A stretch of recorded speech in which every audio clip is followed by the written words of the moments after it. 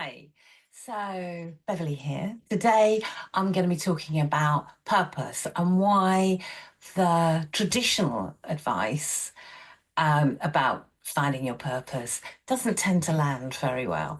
Um, I'm going to give you three questions to ask yourself. I'm going to describe a few minutes in, I'm going to describe a life energy map exercise so you can start to take some practical steps at the end of this video.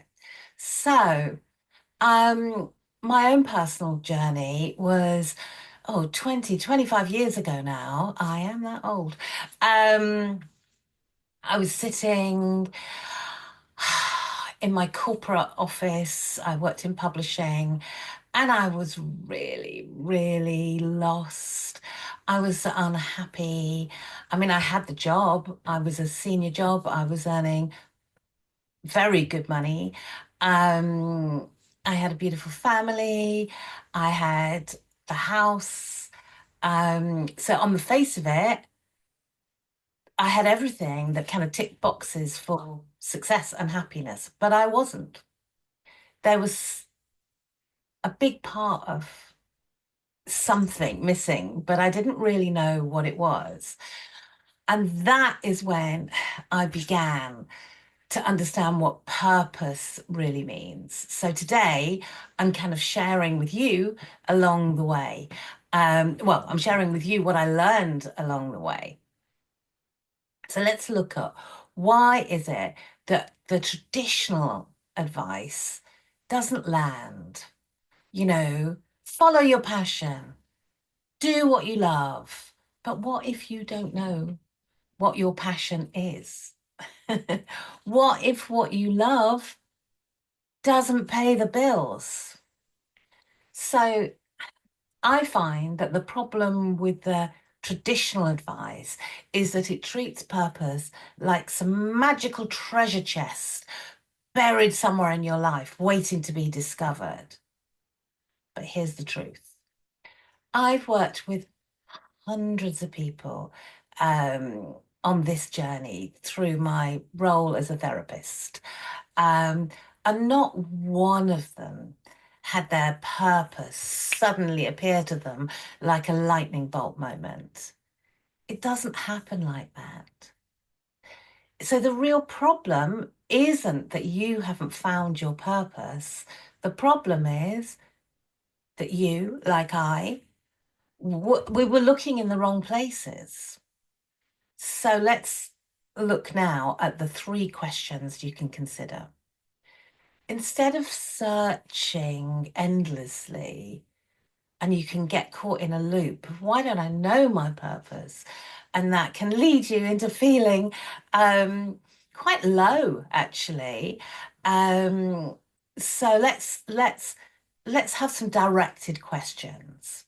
First, what were the things that you loved as a child before society's expectations kicked in? Before you learned to worry about money or status, what was it that lit you up as a child? Maybe you were drawing, maybe you were always organizing things for other children around, or maybe you were taking apart your toys to see how they worked. Second, so have a think, give some time to that, because that will give you some clues.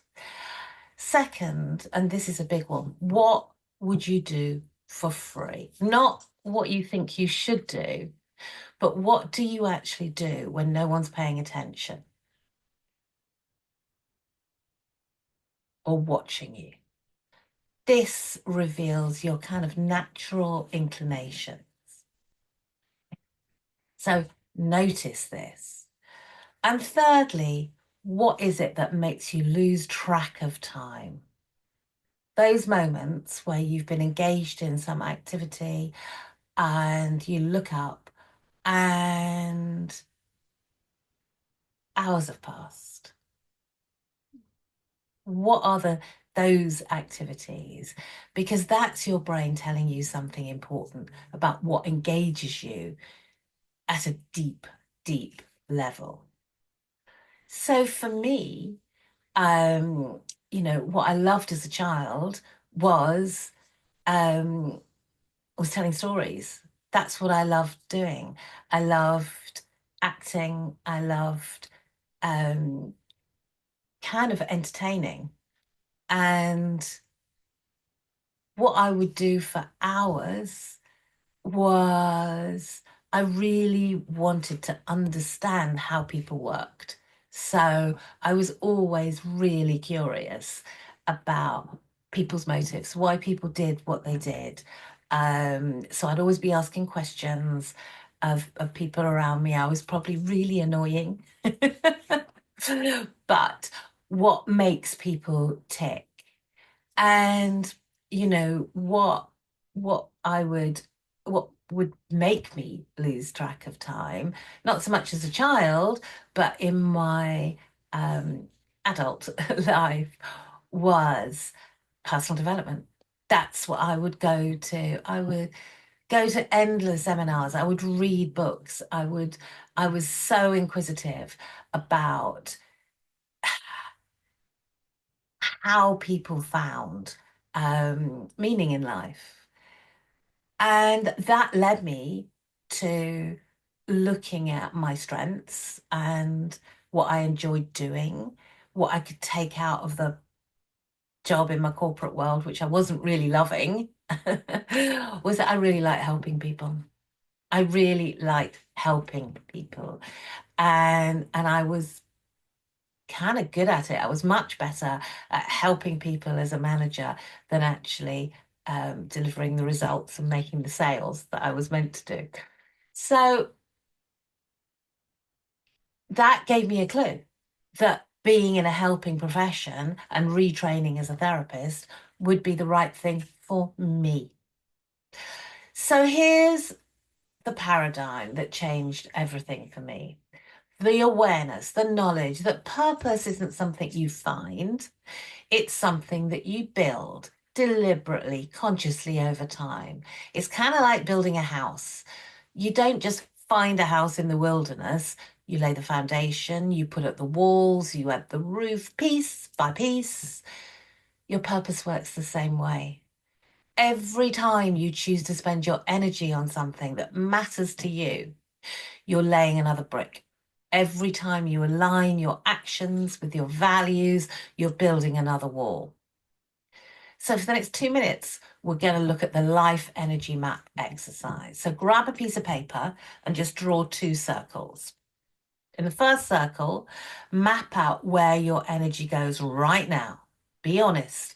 How much goes to work, social media, relationships, self-care? In the second circle, draw where you want your energy to go. What areas would you like to expand? What would you shrink?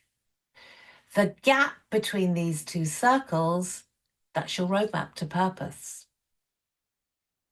So here are 3 concrete steps that you can take this week. Audit your time. Track for a week where every hour goes. Even if you only do it for one day, but if you do it for a week, you'll see patterns. And that knowledge is powerful. Then energy alignment. Pick one area from your ideal energy map and dedicate 30 minutes a day to it. Start small. And then purposeful conversations. Have a cup of tea or a cup of coffee with someone who seems fulfilled and be curious. Ask them how they built their sense of purpose. Remember, finding purpose it's not a destination. It's a journey of small conscious choices. It's about finding meaningful one day at a time. And if this resonated you, please comment in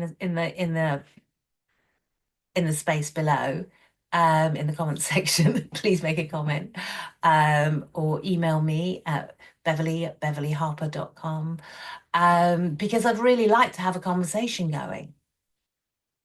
And share your answers to one of the three key questions. I hope this helps. I'll be coming up with more videos over the next few weeks, so keep coming back. And if this is the sort of content that's going to be helpful for you, just press the subscribe button so you won't miss out on anything. Okay, go well.